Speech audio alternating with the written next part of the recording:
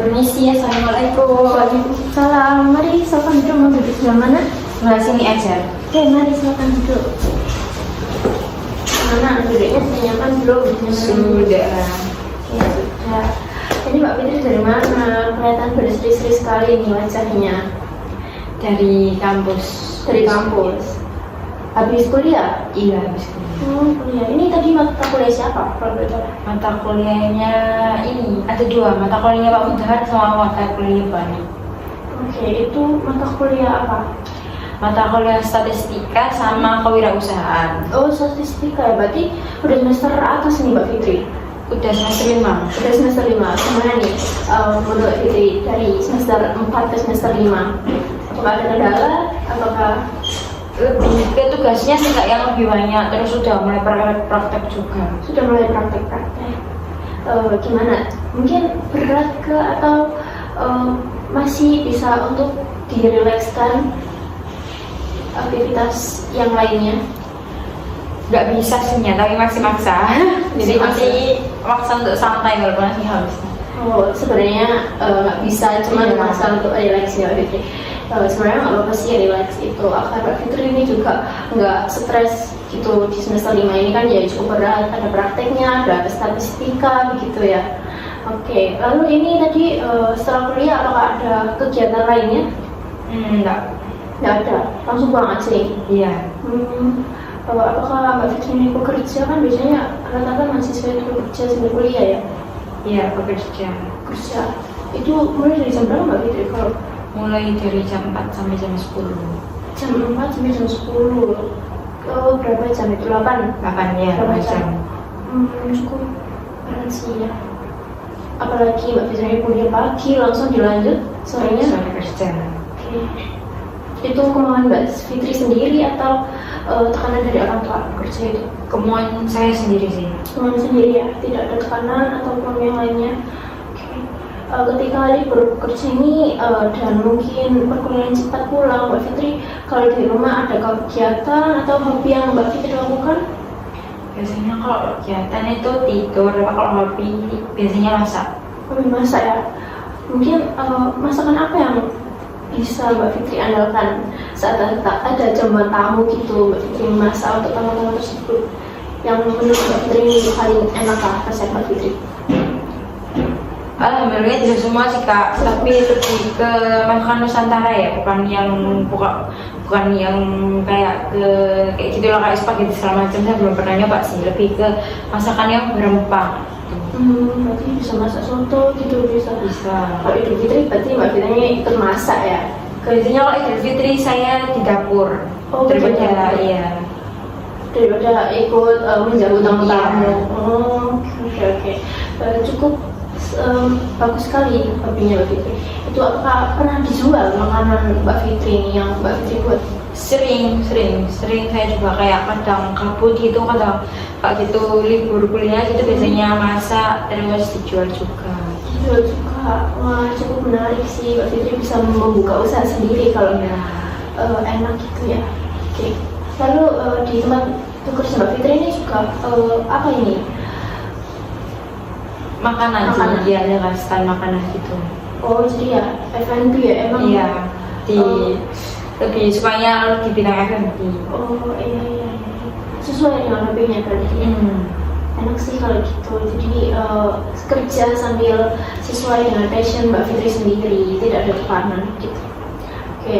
Lalu kegiatan lainnya selain hobi yang disebutkan Mbak Fitri tadi? Enggak sih, enggak ada kegiatan lain.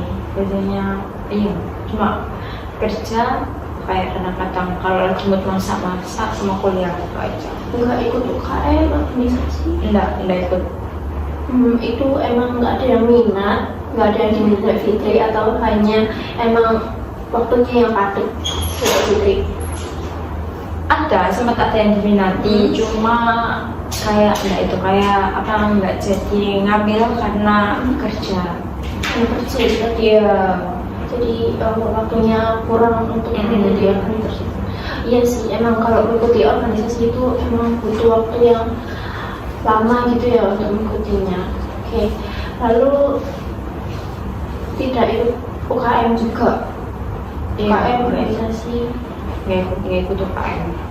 Oke. Jadi bilang sempat ada yang Tertarik, ya. iya. Itu organisasi atau UKM? Dua-duanya sempat ada yang tertarik sih. Kalau UKM itu karena sempat tertarik di Mapala, terus kalau di Mapala itu lebih daripada itu kayak lebih ini tebing, panjat tebing, ya. Terus kalau Derby itu lebih ke modeling sama ini apa sih aku nggak tahu namanya tapi kayak yang kayak ini loh, yang kayak satpol PP yang di universitas itu. Nah itu aku sempet tertarik belajar panahan sama tembakan di situ. Terus kalau organisasi saya sempet daftar ke SEMAU. Oh SEMAU ya. Berarti cukup ini ya Mbak Fitri, cukup ingin mengikuti organisasi dan UKM tersebut, cuman emang waktunya. Iya waktunya yang nggak ada karena kerja tadi. Oke, baik. Setelah kita sudah ngobrol banyak barusan, mungkin apakah ada yang hal lain yang ingin diceritakan kepada saya? Apakah hanya sekedar kegiatan Mbak Fitri yang barusan Mbak Fitri ceritakan tadi? Ini ada yang ingin disampaikan. Ada yang ingin saya ceritakan. Oke, mungkin sebelum Mbak Fitri cerita lebih lanjut, saya ingin menjelaskan tentang sesi konseling kita hari ini ya. Kita batasi waktu pertemuan kita ini hanya 30 menit. Apakah Mbak Fitri bersedia atau ingin di-reschedule ulang? Bersedia. Sudah bersedia waktu 30 menit? Iya sudah. Oke, lalu di sini di proses konseling ini saya menjadi fasilitator. Berhasil atau tidaknya itu tergantung Mbak Fitri sendiri. Saya kembalikan ke Mbak Fitri sendiri ya. Iya. Apakah Mbak Fitri bisa dipahami? Bisa. Saya tadi Mbak Fitri mengatakan ada hal yang ingin diceritakan, yang ingin disampaikan kepada saya. Mungkin bisa Mbak Fitri sampaikan, ceritakan dari manapun itu. Saya akan mendengarkan. Ini Kak, saya sulit mengontrol emosi. Jadi kayak emosinya itu kayak gimana ya? Kayak terlalu berlebihan gitu, kayak suruh berubah-ubah. Sulit mengontrol emosi yang berubah-ubah gitu ya. Emosi yang seperti apa itu Mbak Fitri? Kayak marah, terus itu kayak saya gampang banget marah sama sedih. Walaupun kayak hal sepele itu kayak gampang banget. Kesulit emosi terus nangis itu gampang. Seberapa sering sih Mbak Fitri ini sulit mengontrol emosi Mbak Fitri? Cukup sering, hampir setiap hari kayak Cukup gitu. sering. Terakhir kapan Mbak Fitri? Terakhir hari ini pagi tadi sebelum berangkat kuliah tadi saya sempat nangis di jalan karena kayak gimana ya, kayak nyesel gitu karena tiap tahun itu saya ada agenda untuk bagi-bagi nasi sama orang-orang jalanan, kayak orang-orang yang kayak jalan kayak pengamen, terus kayak ibu-ibu kebersihan kayak gitu. Harinya itu tiap tahun saya rutin lakuin, cuma tahun ini saya belum bisa ngelakuinnya itu tadi. Jadi kayak sedih aja pas kayak maksudnya biasanya bisa, tahun sekarang nggak bisa gitu. Sedih karena tidak bisa tercapai yang Mbak Fitri ini. Iya. Gitu ya. Oke, berarti Mbak Fitri ini orangnya tuh sangat-sangat empatinya tinggi sekali ya. Bisa dibilang seperti itu Bu. Jadi Iya. kayak gampang nangis gitu, kayak scroll TikTok ngelihat hal yang sedih aja kayak gitu, kayak kasihan ya kayak gitu guys. Ya, kamu mudah menangis. Sudah menangis. Hal itu cukup sering ya Mbak? Cukup sering. Itu emang akhir-akhir ini atau dari kecil Mbak Fitri merasakan sulit mengontrol emosi itu? Dari kecil sih. Dari kecil. Apakah ada faktor dari keluarga, lingkungan gitu? Ada dari lingkungan keluarga, karena di keluarga saya itu rata-rata ngomongnya itu pakai nada tinggi semua, terus gampang marah-marah juga, hal sepele pun gampang marah-marah. Terus orang tua saya sendiri tuh kalau ada masalah di luar itu biasanya dibawa ke rumah gitu, jadi kayak semua hal itu pasti marah-marah. Jadi itu yang menyebabkan Mbak Fitri itu kayak mudah marah terus tiba-tiba nangis kayak gitu. mungkin saya juga merasakan apa yang Mbak Fitri rasakan. Iya. Oke, lalu dari segi sosial Mbak Fitri ini? Jadi selain di rumah, pertemanan Mbak Fitri seperti apa? Kalau di pertemanan sih biasanya ini kayak debat-debat kecil gitu, karena kan saya orangnya egois, jadi kalau nggak sesuai sama yang saya inginkan itu kayak saya kadang kayak kesel sendiri, terus marah-marah sendiri kayak gitu. Kadang teman saya nggak tahu apa-apa gitu, saya sering marah-marah kayak gitu. Jadi juga sempat berpengaruh pada teman-teman. Iya, jadi kayak mereka kayak sama saya tuh kayak takut gitu, kayak menghindar, kayak nggak berani sama saya. Jadi kayak gitulah, kayak menghindar, kayak ngejauhin saya, kayak gitu. Kalau selain tadi kan Mbak Fitri sulit mengontrol emosi. Iya. Untuk reaksi tubuh mungkin deg-degan atau gimana? Iya sih, lebih kayak deg-degan gitu, kayak jantungnya lebih cepat, terus kadang juga tremor sih, lebih sering tremor. Tremor itu. Oh, oke. Lalu apakah Mbak Fitri ini juga pernah mencoba agar tidak tersulut emosi begitu? Belum pernah mencoba, karena bingung mau ngawalinnya kayak gimana Kak. Tapi ingin mencoba ya? Ingin. Oke. Kalau menurut Mbak Fitri nih, Mbak Fitri kan tadi mengatakan belum pernah mencoba dan ingin mencoba ya. Menurut Mbak Fitri sendiri itu mungkin kesulitan apa yang membuat Mbak Fitri untuk mencoba menghentikan itu tadi? Kayak ini ya, sulit mengontrol emosi. Jadi kayak kalau udah marah, udah kesel, udah emosi gitu, kayak lupa sama sekitar gitu Kak. Jadi kayak gimana ya, kayak sulit mengaturnya ya, karena itu kayak iya, sulit menahan untuk meluapkan itu tadi. Jadi langsung lolos gitu ya. Iya. Oke. Lalu hal positif apa yang Mbak Fitri miliki untuk mengatasi permasalahan ini? Untuk mengatasi permasalahan ini sih mungkin berempati itu kan juga terlalu tinggi, kayak terlalu gampang kayak milu kayak gitu, sensitif banget orang. Sensitif terhadap hal sekitar sepele pun sensitif banget. Tadi Mbak Fitri mengatakan kalau Mbak Fitri ini gampang tersulut emosi, gampang mengontrol emosi Mbak Fitri yang paling dominan mungkin emosi atau yang marah atau yang sedih tadi? Dua-duanya sih. Iya, kayak kadang aku sepele itu biasanya marah, terus kayak ngelihat sesuatu kayak gampang banget sedih, kayak ngelihat hal sepele, lebih sepele, kayak dan sepelenya itu kayak ini, kayak di pertigaan mau arah kampus pom bensin itu kan ada bapak-bapak yang nyebrangin. Ya, biasanya bapak-bapak nyebrangin itu kan selalu bilang hati-hati ya Mbak, kayak gitu. Itu biar saya nangis karena nangis kayak denger ya, diingetin gitu. Itu yang menyebabkan Mbak Fitri itu tersulut iya kayak tadi. Iya, jadi kayak gampang sekali. Kalau marah terus di dua-duanya sama dominan nih, kayak gampang marah karena hal sepele dan gampang sedih juga karena hal sepele. Kayak ngeliat sesuatu pun aku pasti kayak sudah kayak sedih, kesel, marah itu sama. Jadi Mbak Fitri mengatakan marah ya. Marah ini Mbak Fitri responnya bagaimana ketika marah? Biasanya langsung melampiaskannya sih, walaupun marah langsung melampiaskan, sedih juga langsung melampiaskan. Seperti apa Mbak Fitri melampiaskan marah itu? Kalau marah biasanya saya marah-marah, kayak ngomongnya kayak teriak, terus ngelukain diri sendiri biasanya, terus ngelukain orang sekitar sama benda-benda sih, kayak ada yang di sekitar aku itu biasanya jadi sasaran. Terus kalau sedih biasanya ini nangis sama ini kayak lebih kayak mengurung di kamar gitu, kayak gak keluar segala macam. Iya. Karena kalau udah nangis itu kayak ngontrol untuk berhentinya itu susah banget Kak. Jadi kayak harus nangis aja.